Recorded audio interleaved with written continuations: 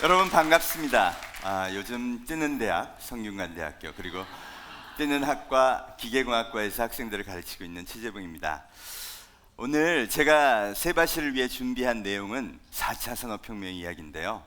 벌써부터 머리가 지끈지끈 아프시죠? 많은 기업에서 걱정들을 합니다. 백화점도 점점 없어진다 그러고요. 병원도 나중에는 약국도 달라질 거라고 얘기합니다. 그리고 실제 그런 변화가 조금씩 시작되고 있죠. 결국 4차 산업혁명이 그 높은 관심을 받게 된 이유는 시장의 혁명적 변화가 실제로 우리에게 다가오고 있기 때문이라는 겁니다. 사람으로 풀어보는 4차 산업혁명 이야기, 그 출발은요, 바로 이 시장 혁명의 원인이 인류의 변화라는 겁니다. 기술의 발전이 아니고요. 도대체 사람들이 왜 소비 행동을 변화시켰을까요? 그건 바로 생각을 만드는 소스, 정보를 다른 걸 보기 시작했다는 겁니다. 그걸 만든 그 장본인 누굴까? 아주 분명합니다. 바로 스티브 잡스가 만든 스마트폰이죠.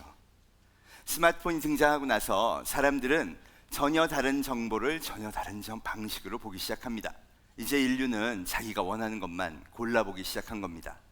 그리고 정형화된 대중매체를 벗어나 인터넷에 바다라는 어마어마한 정보의 틀에서 자기가 원하는 것만 꼭꼭 집어서 보기 시작했고요. 2010년 이후 5년간을 봤더니 정보의 1인당 검색량이 무려 50배가 늘어난 겁니다.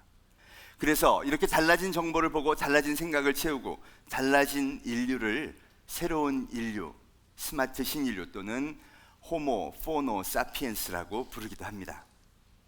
포노의 뜻은요, 스마트폰이라는 뜻입니다. 여러분 이렇게 생각하면 됩니다. 폰을 마치 손바닥에 붙이고 내 신체의 일부처럼 자유롭게 쓰는 사람들이라는 건데요. 이들의 변화된 생각, 변화된 라이프 스타일이 지구를 바꾸고 있다는 겁니다. 사회학적으로는 이들을 밀레니얼 세대라고 합니다. 주로 밀레니얼 세대가 이 스마트폰 신인류의 사회를 형성하고 있는데요. 1982년부터 2000년에 태어난 세대를 주로 의미합니다. 이들은 어려서부터 컴퓨터를 잘 갖고 놀았고요. 놀이할 때에도 온라인에 기반한, 인터넷에 기반한 게임들을 잘 가지고 놀았습니다. 그래서 얼마나 인터넷의 힘이 무한한지, 컴퓨터의 파워가 어떤지를 본능적으로 잘 알고 있죠. 그리고 그 아이들이요, 이제 손에 폰을 들었어요. 이미 이걸 쥐는 순간 저희 같은 구인류와는 달리요, 그 엄청난 가능성을 본능적으로 알고 있습니다. 저는 오래전부터 IT 시장을 중심으로 세계 기업의 변화 그리고 자본의 변화를 꾸준히 분석해 왔습니다. 2010년 이전까지는요, 제가 말씀드린 대로 소비를 중심으로 하는 우리가 잘 알고 있는 생태계가 전 세계 시장을 움직여 왔습니다. IT 분야에서도 1980년, 90년대에 세계 10대 기업을 보시면요, 모든 기업들이 저기 있는 그림처럼 공장을 가지고 있고요, 제조 기술을 기반으로 해서 열심히 제품을 만들어낸 기업들이 그 자리를 차지하고 있습니다. 대중매체에 의해서 대중의식을 형성한 사람들은요, 유사한 생각을 갖습니다. 그러니 소비하는 물건, 소비하는 방식, 소비하는 서비스 다 유사하죠. 그래서 기업들은 그 정해진 제품들을 열심히 만들어내는 경쟁만 하면 됐던 거예요. 그리고 제품을 만드는 기업, 그걸 유통하는 기업, 그리고 그걸 광고하는 기업, 그걸 다 만들고 하기 위해서 지원하는 금융기업, 이렇게 거대한 소비 중심의 아주 정교한 생태계가 지난 50년 동안 형성이 되어 왔던 거죠. 그리고 우리의 직업도 무엇도 전부 거기서 만들어 왔던 겁니다. 1990년에 10대 기업을 보면요, 무려 10개 중에 8개가 일본 기업인데요. 와, 정말 어마어마한 기업들이 저 위치에 가 있습니다. 이들 기업의 특징들은 세계 최고의 기술을 가지고 있었다는 거죠. 여러분, 2010년 이후 시장이 급격히 변화합니다. 스마트폰이 등장하고 5년이 지나 2015년이 되니까요, IT 기업 10개 중에 제품을 만드는 기업은 달랑 2개, 1위 애플과 10위 삼성만 남았네요. 그리고 이상한 기업들이 눈에 띕니다. 구글, 페이스북, 알리바바, 텐센트. 과거에는 저게 어떻게 돈을 벌지 하는 기업들이 마구 솟아 올라왔어요. 그러더니 또 2년이 지나 올해가 되었습니다. 여러분, 2017이라는 숫자 밑에 쓰인 게 모두 IT 기업으로 꽉 찼다는 내용이었습니다. 1위 애플, 스마트폰 창조기업이죠. 무려 현금을 300조를 갖고 있답니다. 900조 가치예요. 2위 구글, 여러분 이 회사는 아무것도 팔지도 않아요. 그저 광고로만 매출의 90%를 합니다. 소위 신인류의 시간을 지배하는 기업이죠. 그리고 그 방식으로 765조 기업이 됐어요. 마이크로소프트는 그래도 윈도우즈라는 걸 팔긴 합니다. 아마존은요, 페이스북은요. 정말 아무 비즈니스 모델이 없어요. 특히 페이스북, 맨날 우리가 원조라고 얘기하죠. 싸이월드가 그 전신이다. 여러분, 싸이월드 왜 망했죠? 돈을 못 벌어서예요. 비즈니스 모델이 없었기 때문이죠. 도토리 그렇게 팔다가 그냥 망해버렸습니다. 그런데 페이스북은 도토리도 안 파는데 여러분 500조 기업이 됐어요. 달라진 겁니다. 우리의 판단 기준이 더 이상 맞지 않아요. 여러분, 구글, 페이스북, 아마존 TV 광고하는 거 보신 적 있으세요? 없죠. 하질 않는데 어떻게 봅니까? 그럼 이들은 어떻게 성장할 건가요? 우리는 직업의 의식도, 우리가 뭔가 해야 하는 것도, 비즈니스의 생각도 이렇게 정해놨습니다. 뭔가 멋진 기술을 만들어서요, 멋진 제품을 만들고, 그리고 그걸 사람들한테 열심히 광고하고 팔아서 이익을 만드는 거죠. 이게 우리의 생각이죠. 이 5개 기업은 그것과는 전혀 상관이 없습니다. 아무런 시스템도 이용하지 않고요, 그저 신인류가 광고 한번 하는데 이거 너무 좋아 라고 스스로 찍어서 선택해 들어와서 저렇게 만들어 놨다는 거죠. 여러분, 이게 바로 문명의 교체가 시작되었다는 겁니다. 그리고 이제 세계 8대 기업은요, 이렇게 변해버렸습니다. 아시아의 3대 기업도 텐센트, 알리바바, 삼성전자가 됐어요. 여러분, 텐센트가 뭐 하는 기업인지 아세요? 여러분, 텐센트는 우리나라의 카카오톡 같은 중국의 메신저 앱 위챗을 만드는 기업인데요, 그걸 통해서 돈을 벌더니 그 다음에는 게임 산업에 전부 다 돈을 투자합니다. 그래서 지금은 세계 넘버1 게임 기업이에요. 우리 학생들이 좋아하는 LOL, 클래시 오브 클랜, 이 모든 게임의 소유 기업이기도 합니다. 이 2개 기업, 텐센트와 알리바바를 다른 말로 하면요, 포노사피엔스가 아니면 사람으로 취급 안 하는 기업이에요. 단돈 1원도 포노사피엔스, 신인류 마켓이 아니면 투자 안 하는 기업, 여러분 그게 아시아의 넘버1, 넘버2입니다. 삼성전자도 포노사피엔스, 폰을 만들고 메모리를 만드니까 거기에 수혜 기업이라고 할 수 있죠. 이 기업의 시가총액을 합하면 무려 또 1000조, 아까 글로벌 5대 기업의 시가총액을 합하니까 3300조.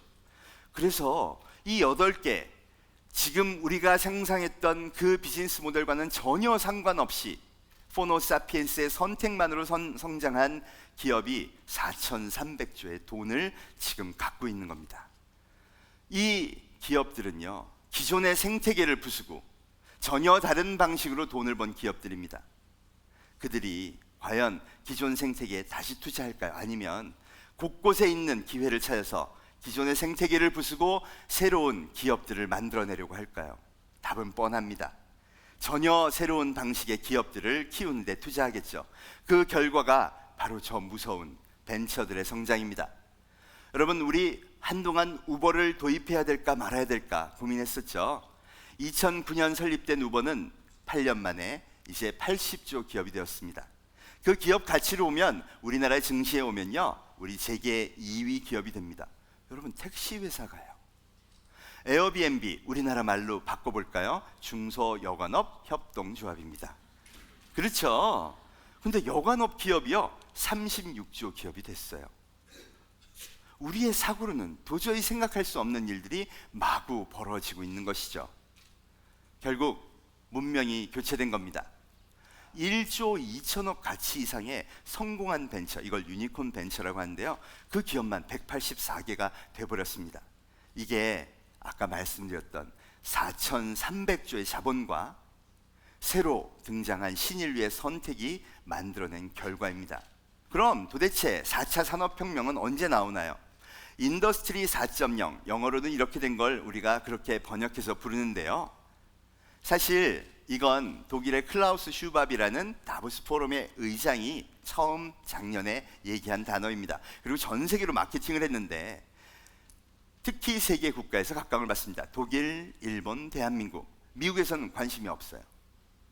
그럼 도대체 인더스트리 4.0은 뭘 의미하는 걸까요? 이 국가의 특징은 제조국가죠. 인더스트리 4.0은 제조 기업들의 반격을 의미합니다.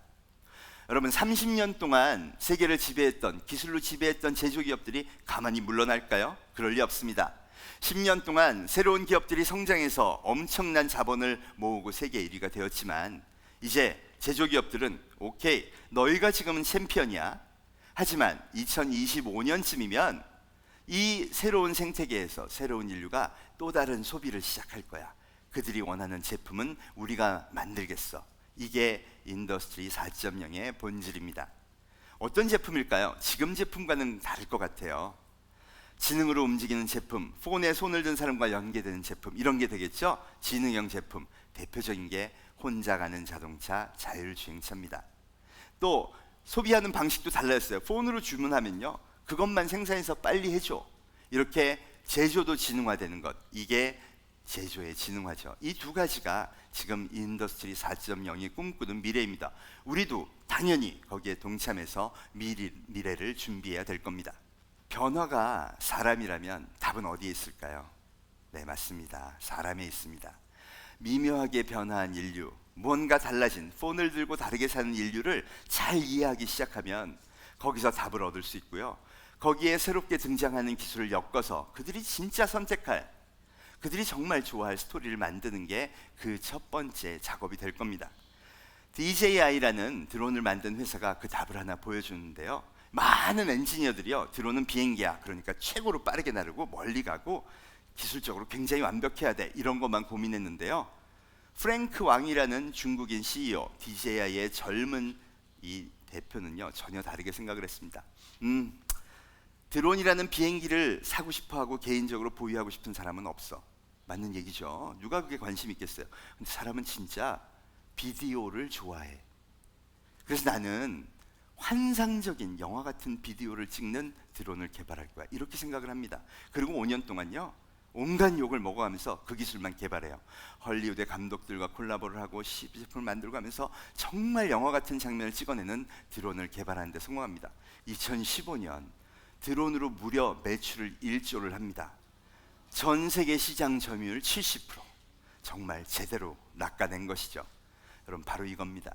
같은 기술이에요. 다르지 않습니다. 그런데 진짜 인류가 좋아한 그 미세한 차이를 찾아내니까 이런 성공을 거두게 된다는 것이죠.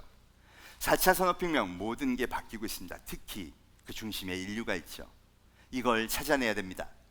여러분, 마르셀 듀상의 유명한 작품 샘이라는 건데요, 1917년, 100년 전에 나온 작품입니다. 이 작가가 특이하게요, 정말 더러운 대중변소의 변기를 턱 떼내갖고요, 저기 보이시는 글씨, 저 사인만 딱 한 다음 이게 작품이야 그러고 내놓습니다. 그가 표현하고 싶었던 건 바로 이거라고 얘기를 했습니다. 앵프라맹스, 뜻은요, 눈에 보이지도 않는 아주 얇은 막과 같은 미묘한 차이라고 합니다. 이 변기를 가지고요, 더럽기만 한 본질이 아예 변기인 것에 아주 미묘한 차이, 예술가가 내 혼을 담은 작업을 했다라는 것 하나를 남김으로써 이거를 예술 작품으로 인지할 수 있는 건 오로지 인간이랍니다. 그러고 보니까 그렇죠. 그것이 인간의 위대함, 영혼의 위대함, 그리고 예술혼의 위대함이라고 얘기를 했어요. 한편으로는 좀 낚인 것도 같고요. 그런데 부인할 수가 없습니다. 그렇죠. 인류는 그런 존재입니다. 그 미묘한 차이가 모든 것인 존재라는 거죠. 여러분, 구문명에서 신문명으로 넘어가고 있습니다. 사실 저도 우버가 들어오고 에어비앤비가 들어오고 새로운 기술들이 막 들어올 때마다 에이, 저런 거 좀 없었으면 좋겠어, 스마트폰 없이는 못 사나, 이런 생각 많이 했어요. 이유가 뭘까요? 제가 익숙하지 않으니까요. 저런 게 들어오고 신산업이 막 뜨면 저는 왠지 쪼그라드는 느낌이 드니까요, 방어하고 싶었던 거죠. 그런데 그 미묘한 차이를 새로운 문명의 관점에서 찾아낸 캘리포니아의 청년 몇 명은요, 80조 기업을 만들고요, 야, 이걸로 여관업을 해보자, 36조 기업을 만들고요, 최근에는 무려 184개 기업들이 요것저것 그 미묘한 차이를 찾아내서 새로운 신산업을 폭풍처럼 펼쳐내고 있다는 겁니다.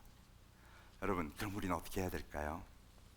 역사가 말합니다. 문명은 절대로 거슬러 가지 않습니다. 그리워하지 마십시오. 오히려 이 새로운 젊은이들이 만들어낸 세계, 신인류가 만들어낸 세계를 흠뻑 즐기십시오. 그럼 그 미묘한 차이가 보이기 시작할 겁니다. 4차 산업혁명을 준비하는 것, 인류가 변화한 그 미묘한 차이를 찾아내는 것, 그 즐거움을 누리는 것, 거기가 아마 가장 훌륭한 출발점이 되지 않을까 그렇게 생각합니다. 여러분, 혁명이라고는 하는데요, 여전히 답은 사람에 있는 것 같습니다. 함께 그걸 만들어 가시죠. 감사합니다.